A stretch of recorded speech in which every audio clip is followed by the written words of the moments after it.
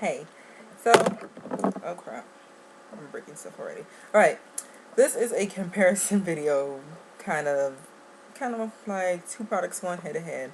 And the two products I'm talking to today, if you did not read the title, which of course you did, or else you wouldn't click on this video, would you? Is the Bobbi Brown Gel Eyeliner. The color I have this one in is black ink. And my hands ain't steady, so it's probably not showing up all that great. And also the MAC Fluidline.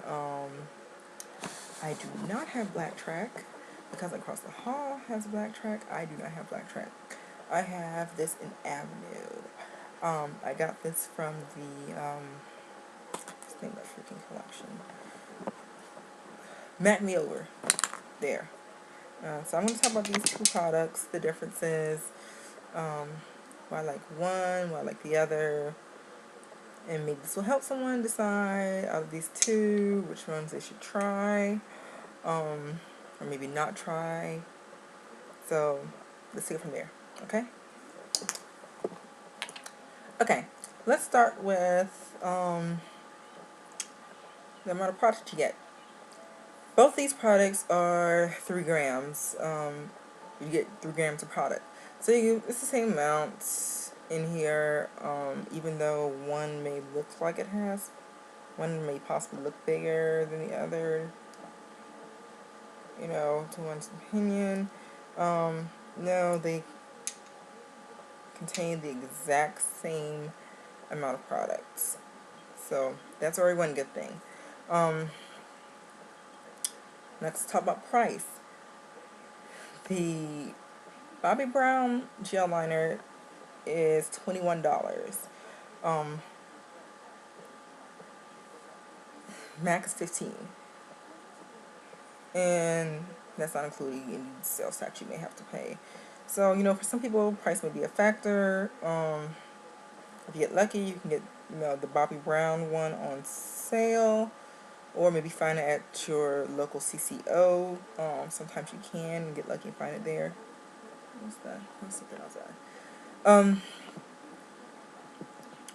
But generally, $21 you can get this at Sephora, maybe Bobbi Brown counters, various places online.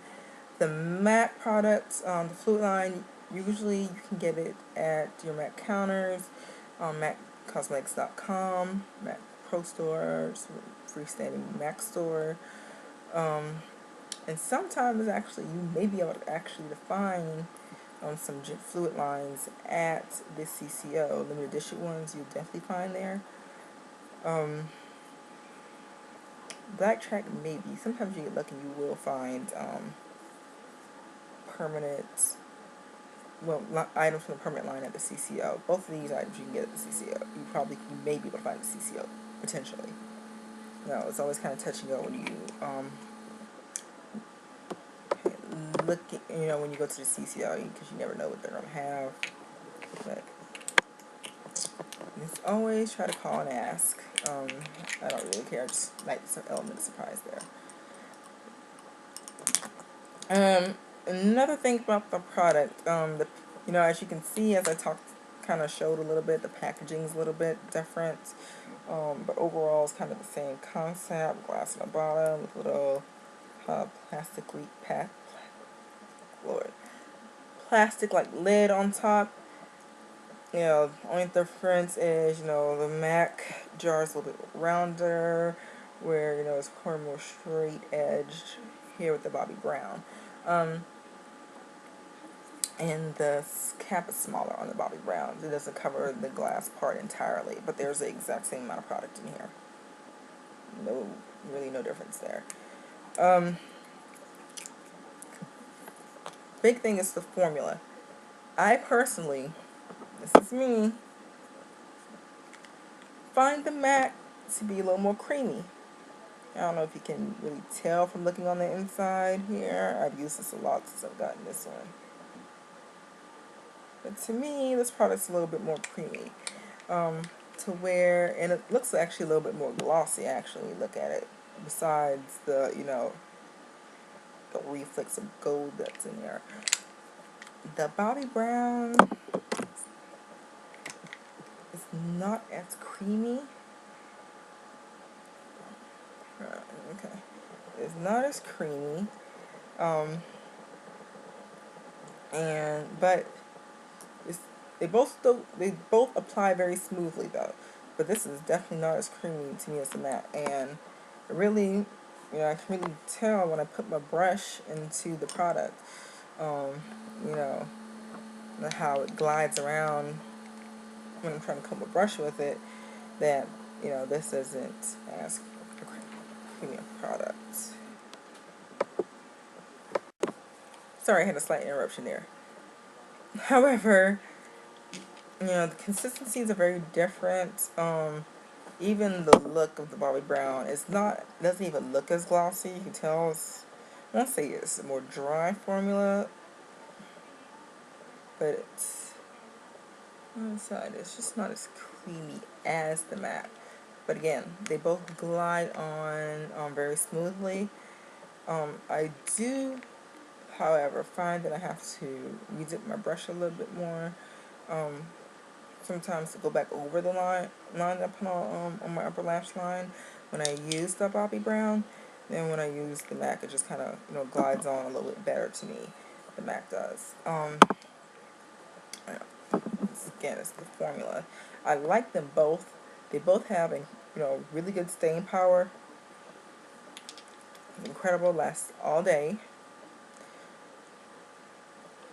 The pigmentation on both, amazing. I never have a problem with getting color to show up. Now as far as lasting power on the waterline or anything like that, I wouldn't know. I don't really use any gel liners on my waterline. I prefer my gel liners for my upper lash line. And it's just because between I tried pencils at one time. The pencils just weren't working for me. I couldn't get a thin enough line, and it felt like it was tugging in my eye. And so then I went over to the gel liners, and for my gel liner, I do not use the what's that brush that everyone uses? The MAC 266, 266, and I think another one's a 263. I do not use either of those brushes. I do not use the angle brush at all. I use this brush right here. It's the MAC 211 with this tip. You can see I actually have a little line on it. I used it earlier today. Apologies. I'm cleaning this longer. But this brush recently came, I guess maybe re-promoted or something. I'm guessing re-promoted with the MAC Makeover collection, which is when I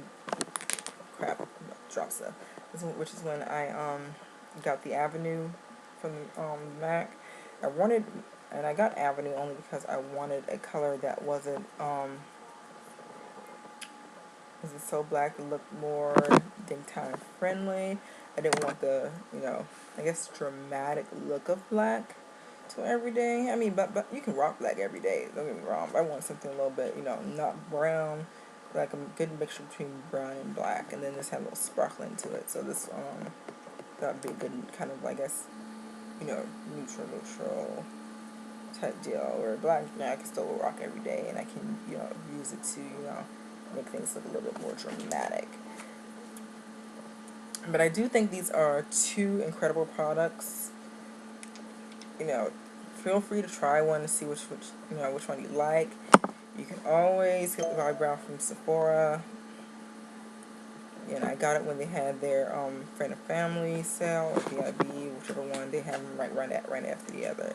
But I got it at that particular time. Penny stop. And so I got 20% off the $21. But let me know what are your favorites. Why you like one over the other. But they're two incredible products. I will tell you, to me, that the black track, and I have used black track, and I have swatched this and the black track next to each other, that the color or payoff as far as for the black, as far as for the black or how black they are, is They're pretty close. They seem to look very similar to me. And I'm probably gonna post a picture to kind of show you guys.